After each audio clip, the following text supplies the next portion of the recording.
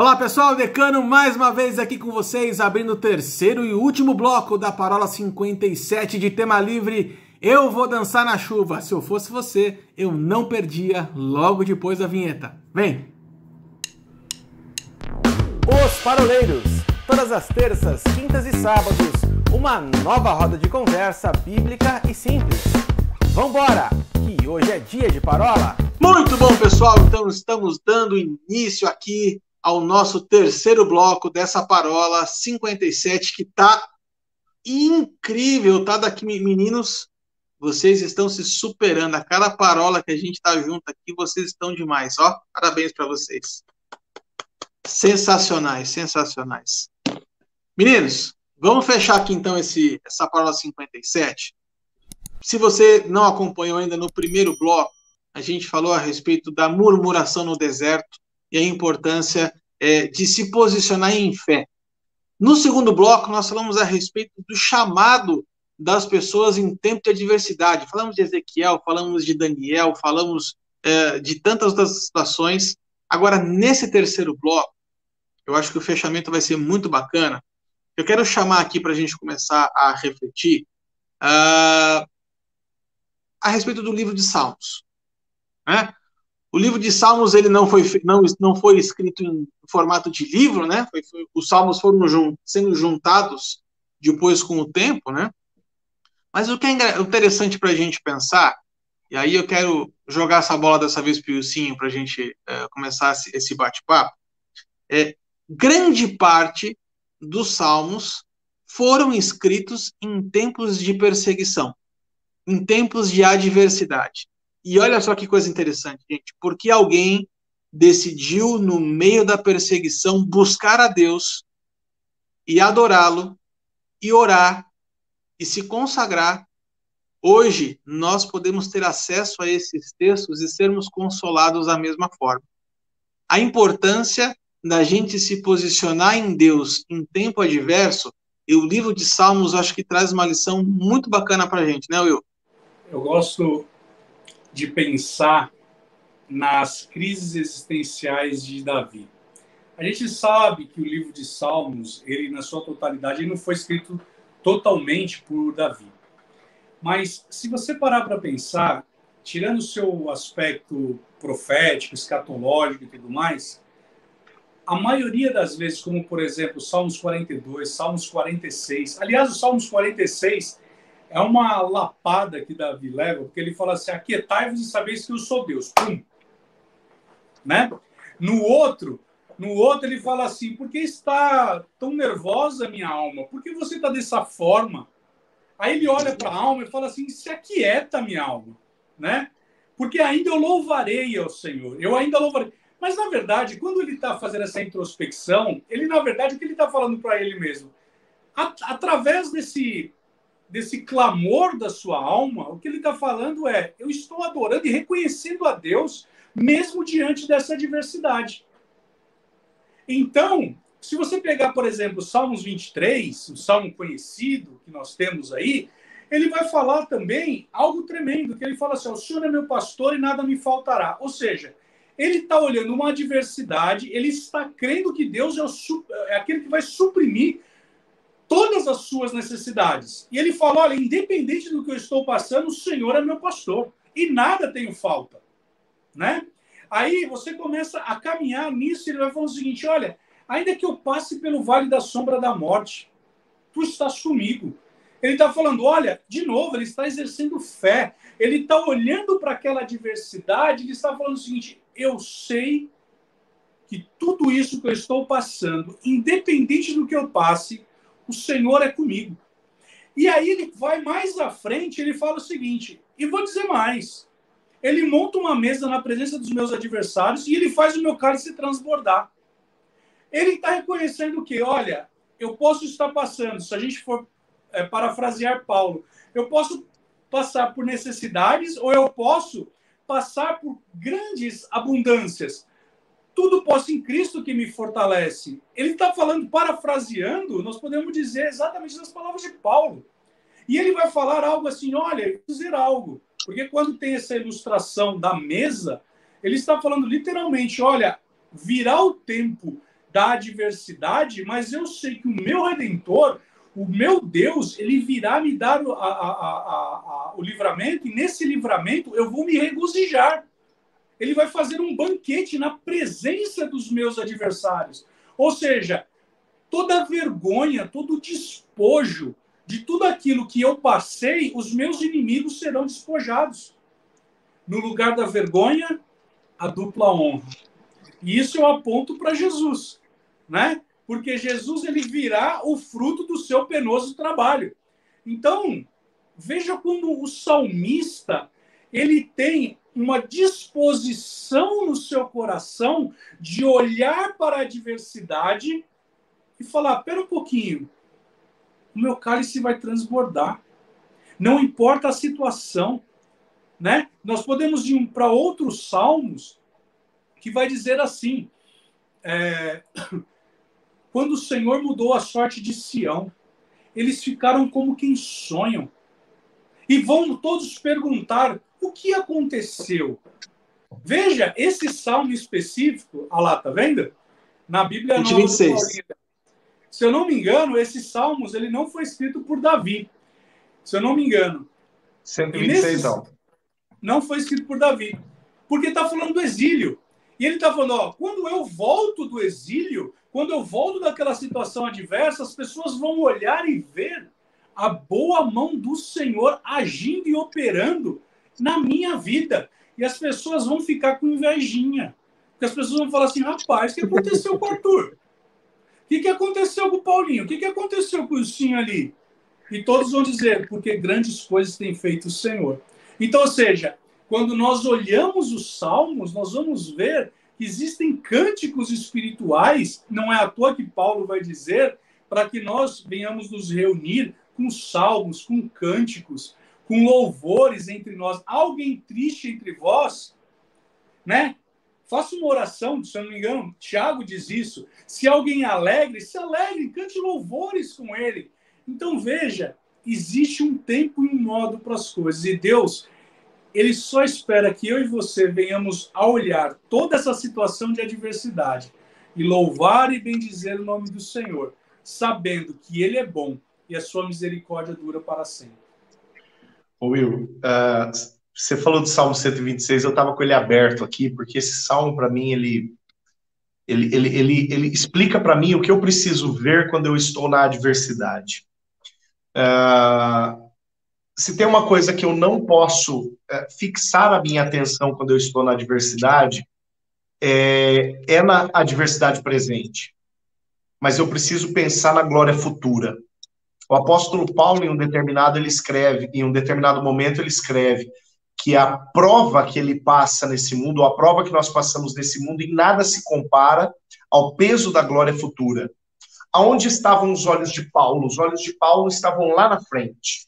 Ele estava consciente da provação desse momento, mas ele estava também consciente de onde os olhos dele tinham que estar firmados. E por quê? Olha a estrutura do Salmo 126. Esse eu tenho que ler inteiro. Esse não tem como. Mas Salmo 126, ele diz o seguinte: quando o Senhor restaurou a sorte de Sião, ficamos como quem sonha. Então a nossa boca se encheu de riso e a nossa língua de júbilo. E então entre as nações se dizia, grandes coisas tem feito o Senhor por eles. De fato, grandes coisas o Senhor fez por nós, por isso estamos alegres. Esse até o versículo 3. Aí o versículo 4, 5 e 6 vão trazer uma outra realidade presente. A realidade é a seguinte, ó: restaura, Senhor, a nossa sorte, como as torrentes do Negueb. Os que com lágrimas semeiam, com júbilo ceifarão. Quem sai andando e chorando enquanto semeia, voltará com júbilo trazendo os seus feixes. Sabe quando esse salmo foi escrito? Muito provavelmente, esse salmo foi escrito quando a oração do verso 4, 5, 6 era a oração feita, era o contexto, né, desta oração sendo feita. Mas os olhos desse salmista estavam aonde? Lá no futuro, que está listado nos versos 1, 2 e 3. Então, olha que coisa linda. A situação era a seguinte: restaura, Senhor, a nossa sorte. A situação era a seguinte. A situação era essa. A oração da situação era essa: Senhor, restaura. A convicção No presente, era essa. Os que com lágrimas semeiam, com júbilo ceifam. Aquele que anda chorando enquanto semeia, volta rindo, trazendo a sua colheita. A convicção era essa. Então, a oração é uma, a convicção é outra, mas a visão deles. Quando o Senhor restaurou a nossa sorte, nós ficamos como quem sonha. A gente cantava de alegria, a nossa boca se encheu de riso, era só festa. Olha onde a visão desse cara está. Né? Ele está passando pelo momento do restaura, Senhor, mas os olhos dele estão lá no riso, estão lá no júbilo. Onde os nossos olhos estão, determina onde os nossos pés vão pisar. Se os nossos olhos estão na provação, nós vamos pisar onde? Nós vamos pisar nela o tempo todo. Se os nossos olhos estão na vitória que Deus tem preparado para nós, é para lá que nós estamos caminhando. Paulo, ele diz, eu prossigo para o alvo, para o prêmio, isso é vitória, o prêmio da soberana vocação. E Paulo, quando escreve isso, ele não escreve no contexto mais agradável, não. Paulo escreve sendo perseguido pelos romanos. Paulo escreve sendo cativo pelos romanos. Mas ele diz, os meus olhos estão onde? No cativeiro? Os meus olhos estão onde? Na dificuldade? Os meus olhos estão onde? Na perseguição, na ameaça de morte constante? Não, os meus olhos estão lá no prêmio. Eu estou sonhando com o pódio. Eu estou sonhando com o hino da vitória. Para não falar que a vitória dele tinha sabor de mel. E ó, melhor parar por aqui. Enquanto você estava falando, eu lembrei de um versículo, Salmo 56, quando Davi ele foi levado preso em Gate, e ele fala algo maior ainda, né? Ele fala assim, contaste os meus passos quando sofri perseguições, recolheste as minhas lágrimas no teu odre, não estão elas inscritas no teu livro? Olha o exercício de fé que ele tinha. Ele olha para isso e ele fala assim, existe um odre, e nesse odre estão as minhas lágrimas. Há momentos em que nós não conseguiremos orar a Deus. As nossas lágrimas serão as nossas orações. E Deus recolherá essas lágrimas num odre. Se você pegar lá em Mateus, nós vamos ver sobre o odre, onde era colocado vinho para ser depurado, envelhecido, porque depois era oferecido isso para alguma festividade, alguma coisa. Aqui ele está falando, olha, eu estou recolhendo as tuas lágrimas num odre. E se você for lá em Apocalipse, você vai ver que o anjo ele pega as lágrimas do justo e derrama sobre a terra e gera um tremor. Ou seja, olha o sentimento que Davi tinha. Ele tinha uma fé tamanha que ele sabia que Deus estava recolhendo cada uma das lágrimas dele, porque a oração do justo vale muito em seus efeitos. Olha que tamanho isso que Davi está falando no Salmo. Então, a tua lágrima, ela não é literalmente jogada ao léu. Ela é colhida num odre, está diante de Deus. E vou mais longe. Mas olha isso. Olha a fórmula se repetindo. O presente de Davi, quando ele escreve o Salmo, é a lágrima. Olha o futuro no final do Salmo, nos 2 versículos finais. Os votos que fiz eu manterei, ó Deus. Trarei ofertas e ações de graças, pois da morte livraste a minha alma. Sim, livraste da queda dos meus pés para que eu ande na presença de Deus na luz da vida. O futuro, o olho de Davi está lá. Olha que coisa linda, coisa tremenda. É forte, Brasil. É forte, Brasil. No Salmo 126 que você estava lendo, Paulinho, aqui nós temos uma chave muito interessante para a gente pontuar também, né?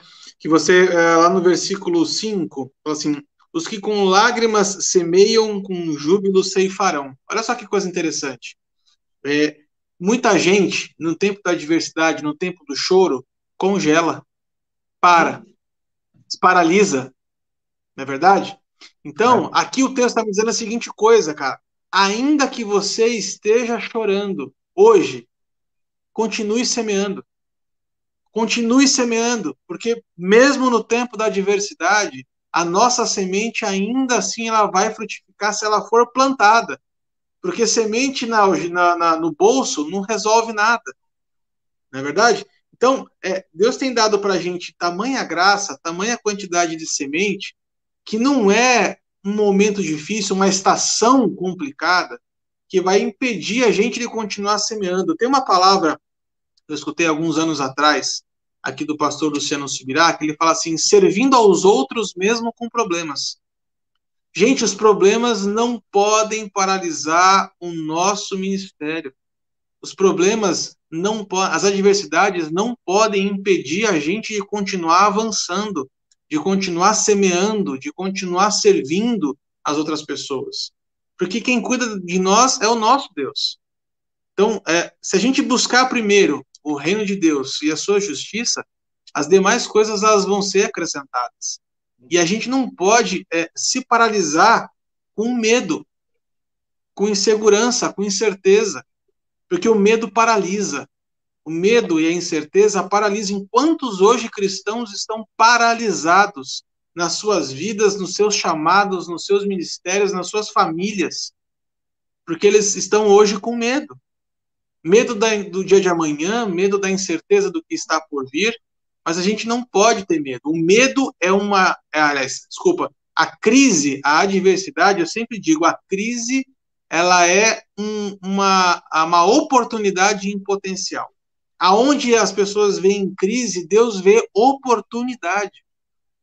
E no momento de crise como esse, que Deus, como a gente falou no bloco passado, que Deus levanta pessoas e chamados e ministérios, porque Ele está vendo oportunidades hoje de fazer diferença no mundo. E a gente não pode se deixar paralisar por isso. Pelo contrário, a gente tem que encontrar essas oportunidades e preencher essas lacunas, preencher esses espaços. Isso não aconteceu, por exemplo, lá com a igreja em Atos? A igreja em Atos ela estava sendo perseguida, ela estava sendo afrontada, pessoas estavam morrendo. Literalmente, pessoas eram mortas por defender, por falar de Jesus, e aí essa igreja ela é expulsa de Jerusalém, e aí vocês acham que por onde eles passavam eles se escondiam nos buracos? Não, a palavra vai falar que por onde eles passavam eles pregavam o evangelho. Exatamente o mesmo motivo que fez com que eles fossem perseguidos, eles continuavam fazendo, mesmo sendo perseguidos, mesmo no tempo de adversidade, e digo mais, foi no tempo da adversidade que a igreja mais cresceu. Em Atos 4:20, a gente vê uma fala linda de Pedro. Pedro falando assim, eu não posso parar de falar daquilo que eu tenho visto e ouvido. Isso depois de ser preso, depois de apanhar, depois de ser açoitado e ameaçado se ele continuasse pregando. O que a gente vê na igreja de Atos depois do 8:1, que é quando desencadeia-se a perseguição? A gente vê a igreja vivendo em escala maior, ampliada, isso que Pedro falou. A perseguição está pegando, a perseguição está em cima da igreja, e a igreja está avançando e está crescendo. Tem um versículo que eu abri aqui que eu acho lindo, Atos 9:31, né? 8:1 é a perseguição. Atos 9:31, olha o que a palavra fala no auge da perseguição. Assim a igreja tinha paz por toda a Judéia, Galiléia e Samaria, edificando-se e caminhando no temor do Senhor e no consolo do Espírito Santo, crescia em número. Por quê? Porque nós não podemos parar de falar daquilo que nós temos visto e ouvido. É o posicionamento de gratidão, de louvor, de serviço, não importa a circunstância. É o Daniel sendo chamado dentro da cova do leão como aquele que serve Deus continuamente. É a igreja na cova do leão sendo vista como aquela que não desistiu de servir a Deus por causa da adversidade, por causa da dificuldade. Meus irmãos, a gente tem que aprender a dar glória a Deus no momento da adversidade, porque isso atrai os olhos do Senhor, porque nós vamos entender e crer que Ele tem cuidado de nós. Ele tem suprido as necessidades. Ele não tem nos desamparado. Se nós tivermos os nossos olhos fitos nele, nós veremos, assim como Josafá viu, né? Crendo em Deus, estando seguro, ouvindo seus profetas e prosperando. Quando Jesus fala para Marta e Maria, se vocês crerem, vocês verão a glória de Deus. O contexto era de velório. No velório, ele fala de glória. Isso aí. É forte, é forte. Tem uma frase que eu escutei, e aí eu guardei isso, anotei, sempre onde eu passo, eu acabo repetindo isso. Assim, a nossa maior dor, depois de curada, ela se torna autoridade para que a gente cure outras pessoas. Não é? Trazendo uma base bíblica, como o senhor gosta de fazer, lá em 2 Coríntios 1, né? Se a gente for pegar lá 2 Coríntios 1, o apóstolo Paulo vai falar a seguinte coisa: é ele quem nos conforta em toda a nossa tribulação, para podermos consolar os que estiverem em qualquer angústia, com a consolação com que nós mesmos somos contemplados por Deus. A nossa dor, depois de curada, se torna autoridade para a gente curar a vida de outras pessoas. Esse acho que é o grande desafio, é a grande mensagem que a gente queria deixar para você que está nos acompanhando aqui no canal dos Paroleiros nesse dia, é esse. É possível, sim, a gente ver Deus, mesmo no tempo de adversidade. É possível, sim, Deus continuar dando visões para as pessoas, dando visão para você. É possível, sim, você ter o seu chamado feito nesse tempo. É possível, sim, continuar servindo outras pessoas, mesmo diante de problemas. Aleluia. Gente, que bate-papo gostoso hoje, de novo. Só tenho a agradecer, porque cada semana, o negócio está ficando cada vez mais bacana. Gente, obrigado mais uma vez pela participação de todos vocês, pela sua audiência. Siga-nos nas nossas redes sociais, lá também no Spotify. Nós estamos com um formato em podcast. Compartilhe esses vídeos, compartilhe essa mensagem. O que a gente quer é que muita gente seja alcançada com isso. Obrigado mais uma vez. Semana que vem tem mais, se Deus quiser. E até a próxima. Deus abençoe.